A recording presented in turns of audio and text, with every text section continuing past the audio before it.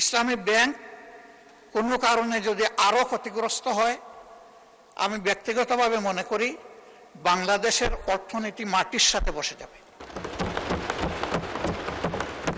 আস্থার এটি একটা পিরামিড।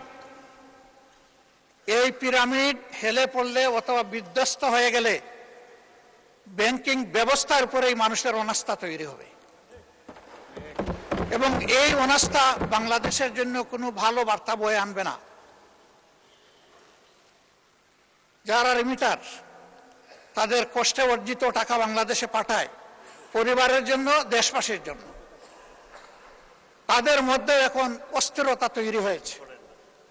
আমি হজের সফরে মাত্র 11 দিনের জন্য গিয়েছিলাম। সেখানে এই ব্যাপারে অনেকের উদ্বেগ, সরাসরি প্রশ্ন শোনার সুযোগ পেয়েছি। এতে দেশের অর্থনীতি ক্ষতিগ্রস্ত হবে।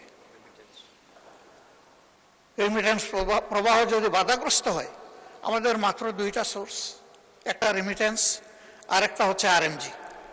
আরএমজিও এখন বিভিন্ন চ্যালেঞ্জের ভিতর দিয়ে অতিক্রম করছে। রেমিটেন্সও যদি বিপদে পড়ে যায়, তাহলে আমাদের দেশের অর্থনীতিটা গিয়ে কোথায় দাঁড়াবে মাননীয় স্পিকার?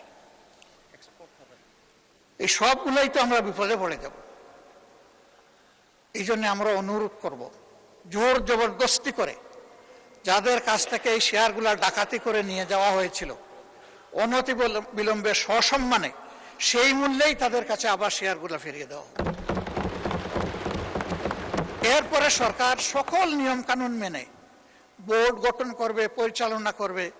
আমাদের পূর্ণ সমর্থন থাকবে, এই ব্যাপারে আমাদের কোনো আপত্তি থাকবে না।